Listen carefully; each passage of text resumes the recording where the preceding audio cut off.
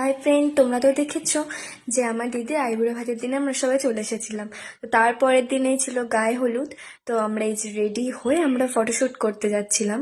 আমাদের এখানে মাঠ আছে না, আর আমার দাদুদের ডাঙায় ফটোশ্যুট করতে যাচ্ছিলাম। এই যে চলে এসেছি আমরা, কথাগুলো শুনে নাও। গাইডদের জন্য এই যে সবাই এখানে দাঁড়িয়ে আছে। আর ওই যে ওইখানে শুট চলছে। আর আমার বরটা গেছিল বাড়ি, আবার বাড়ি থেকে আবার রেডি হয়ে এসেছে। আর শালির সাথে সব সময় ইয়ার্কি করে। তারপরে আমরা যেখানে বসবে দিদি সেইখানে গেছিলাম। আমাকে কেমন লাগছে তোমরা কিন্তু জানিও। আর আমি ভিডিও করছিলাম নিজের বলে ওরা রাগ করছিল যে ওদেরকেও দেখাতে হবে। তো তারপরে ওখানেই সবাই মানে ওই যে হলুদ লাগানো হলো, মানে একটুখানি লাগিয়ে বাড়ির সামনেটা মন্দিরের কাছে, তারপর ছাদেতেই হচ্ছিল, কারণ ক্যামেরা এনেছে যেখানে ভালো করেই তো হবে না। তো এখানে দেখতেই পাচ্ছ তোমরা যে এখানে ফটোশ্যুট চলছে আবার মাঠ থেকে এসে।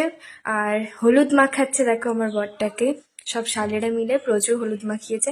আর আমার বড় কিন্তু ছেড়ে দেয়নি, আমার বোনের অবস্থাটা খালি একবার দেখো। তো এরকম হলুদ মাখার পরে আমাকেও মাখিয়েছিল। আর তারপরে আমরা খেতে চলে গেছিলাম, আমার মা দিদি আরে খাচ্ছিল।